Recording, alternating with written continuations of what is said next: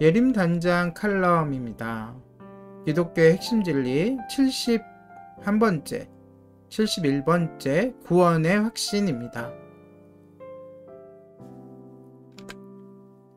누군가가 자신이 구원받았다는 것을 확신할 수 있을까요? 자신의 구원을 확신하는 말은 몹시 교만한 행동처럼 보입니다. 그러나 성경은 구원의 문제를 확실히 하라고 요구합니다. 그러므로 형제들아 더욱 힘써 너희 부르심과 택하심을 굳게 하라. 베드로후서 1장 10절 말씀. 따라서 구원의 확신을 구하는 것은 우리의 의무입니다. 이것은 우리 영혼에 관한 쓸데없는 호기심에서 비롯된 것이 아니라 우리의 성화를 위한 것입니다. 사람들이 구원을 받았는지에 대한 확신을 갖는 4가지 상태가 있습니다. 첫 번째가 구원받지 못했고 자신도 그것을 아는 상태입니다. 이런 사람들은 그리스도를 구주로 모시길 원치 않습니다.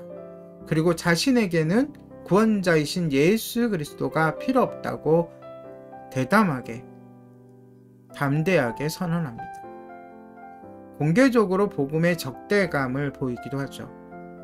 둘째, 구원을 받았으나 그 사실을 모르는 상황입니다.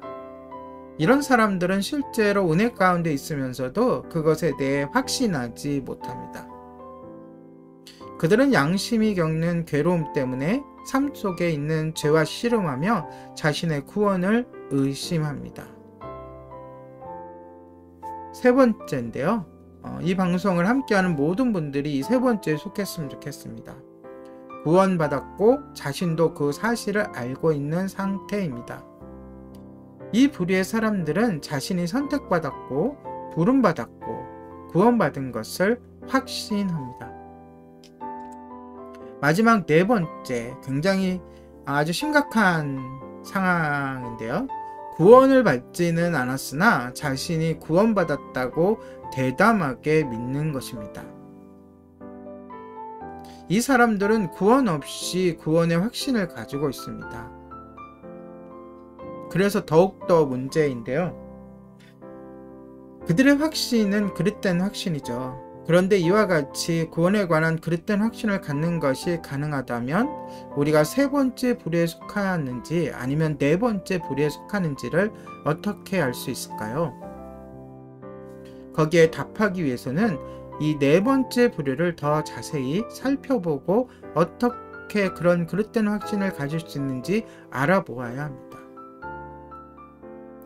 그릇된 확신을 갖는 가장 쉬운 방법은 그릇된 교리, 잘못된 교리를 갖는 것입니다.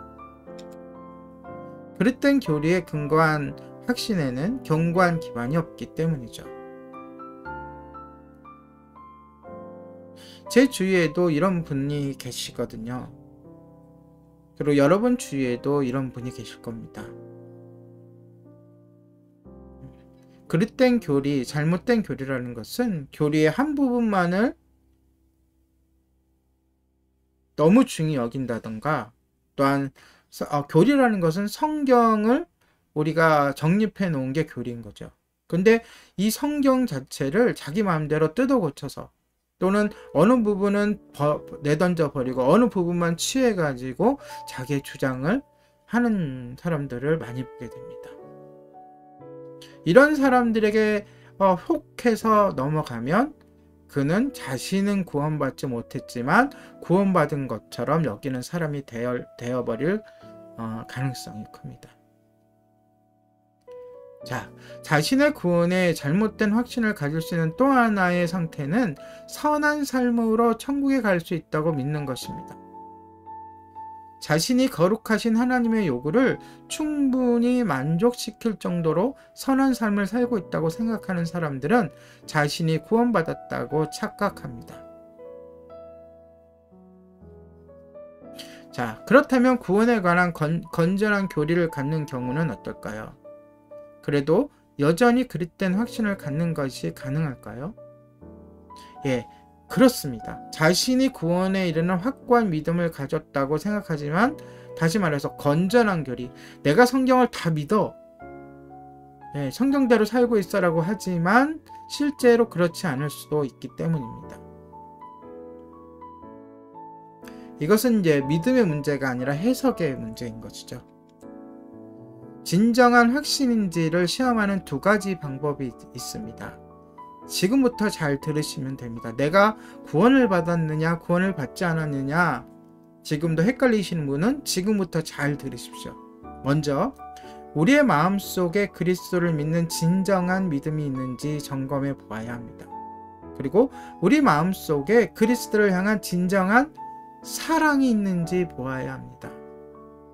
진정한 믿음, 진정한 사랑이라는 것은 주님을 위해서, 예수님을 위해서 기꺼이 자기의 희생을 할 수 있는 사람이냐, 이것입니다. 자기의 시간을 드리고 재물을 드리고 재능을 드리고 삶을 들여서 그리스도를 기쁘시게 하며 사는 사람, 그런 사람은 구원받은 사람이라 할 수 있습니다. 거듭나지 않고는 그러한 사랑을 가질 수 없기 때문이죠. 두 번째로는 우리의 믿음의 열매를 점검해 보아야 합니다. 우리가 믿음의 확신을 갖기 위해서 완벽한 열매가 필요한 것은 아닙니다. 완벽한 열매를 맺기는 극히 힘들죠. 그러나 우리의 신앙 고백이 믿을 만한 것이라는 증거가 되는 몇 가지 순종의 열매들이 있을 것입니다. 성령의 열매로 하나님께서 보여주신 것도 있고, 또 고린도전서 13장의 사랑의 열매로 또 우리들에게 가르쳐 주신 바도 있습니다. 이 외에도 더 많은 열매들이 있겠지만, 열매가 없다면 믿음도 없는 것이고, 믿음이 없다면 구원도 없는 것입니다. 여러분의 구원의 확신에 대해서 조금이라도 도움이 되었으면 좋겠습니다. 오늘의 예림단장 칼럼이었습니다.